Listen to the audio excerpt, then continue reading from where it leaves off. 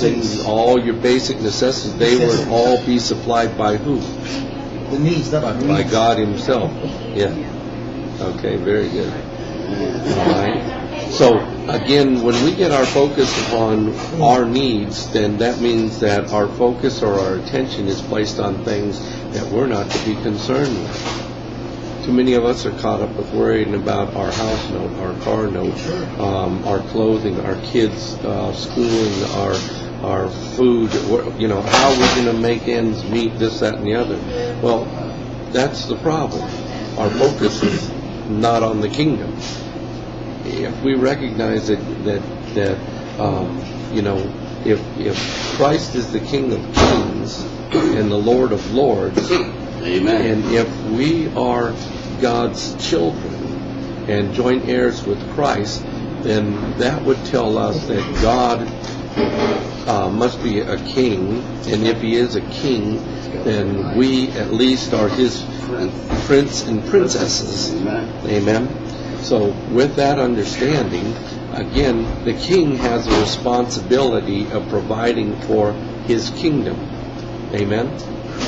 See, the idea of a king is to increase his kingdom, and by increasing his kingdom, he has more ability to what? Meet the needs of that kingdom.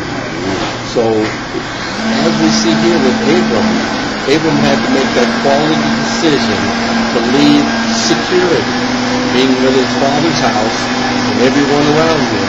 He had to leave all of that behind. So he comes and he's traveling, as we see here now, to this place. And there's a drought, if you will. And because of that drought, there's a lack of food, substance, and necessity. Now remember, when he left, he came with a great amount of animals, servants, and everything else with him. He's the responsible party for all those that he brought with him. And there's a famine. So in the natural, there's a problem. Okay? And that's what we want to see. We see here that there was a famine in the land. And how does this apply to you and I? Because many times when God calls us, we're going to go through some things. Amen? Amen. If you haven't been through anything, then you've not grown. Or fought the good fight. Pardon me? Or fought the good fight. Yeah, and fighting the good fight is a good term, because it is a fight, because you fight off the facts. I see people every day out there at my job, my secular job when I work in. I watch these people put in tons of hours out there at the company we work at. That means that they're taking tons of hours from being with their wives, their children, and everyone else, because they're trying to make ends meet. What's the problem with that? We cannot do two things at the same time. We can't be at the right place at the wrong time, wrong place at the right time, because both of those ends things aren't being met. We wonder why we make so much. We're making so much money, but nothing's being paid off. Why is that? Can't serve two masters. You can't serve two masters. That's exactly right.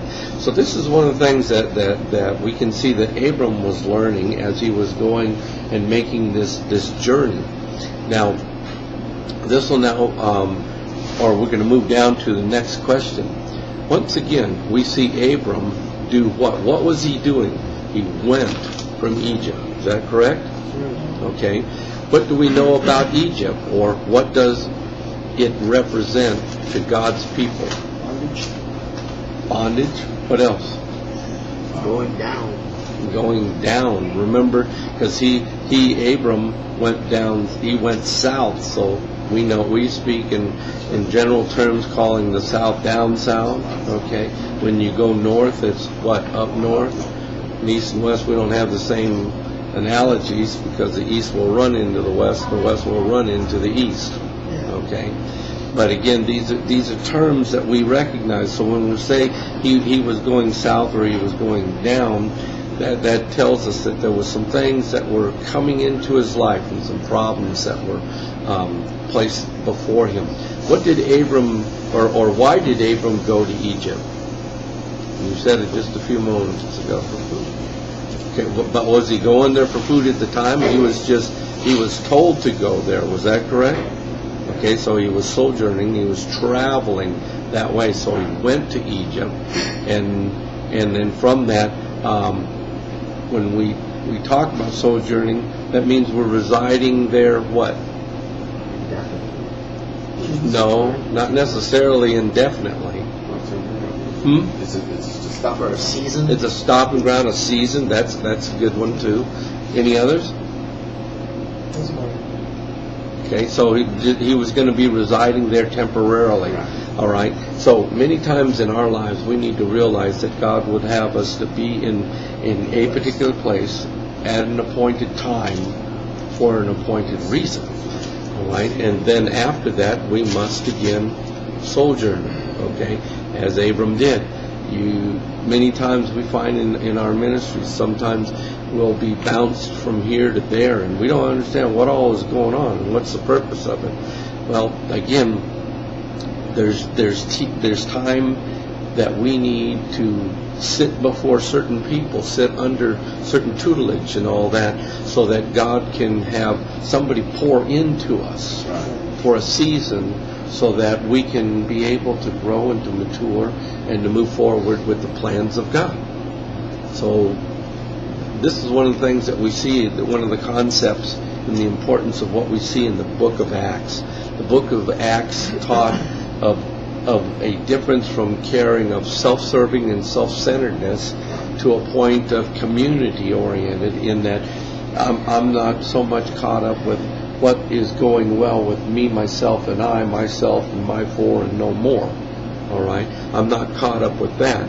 Now, my care and my concern is outside of myself, but for those that are around me, and even greater than that is outside the community. How can I make a difference? In the book of Acts, we see that how the people came together in a confederacy, and they united together. That they had all things common. The only way that all things were common is those that were rich gave to the poor, so the poor were no longer poor. Now all had their needs met. If somebody takes and hoards, and again, we can bring this right down to basic teaching. If I sit on what all God has given me, then you suffer because of my selfishness and my self-centeredness, because I choose to keep it to myself. We see that in present day upside down ministry, where we see ministers that stand behind a pulpit and demand that their people come to them and them only for information and understanding. They don't want anyone to go outside of that, because they want you to be dependent upon them. God did not design the kingdom that way. That is not His kingdom. That's man's kingdom. That's man wanting to be served by man. Meism. See, well, that's a good one. Meism. Okay. So we see here with Abram that again he travels to Egypt and he resides there for a time. What might this teach us about answering our own call? What might that say about us? What might happen in our lives? I know significantly in my own that you can't be in a hurry. Mm-hmm. You can't rush God, even though He's called you. You have to allow Him to prove you, and then to prove yourself that you're willing to be obedient to that instruction that comes, and wait for that instruction. So you're saying basically there'll be some tests and trials that you're going to be going through. Yes. Okay. Now,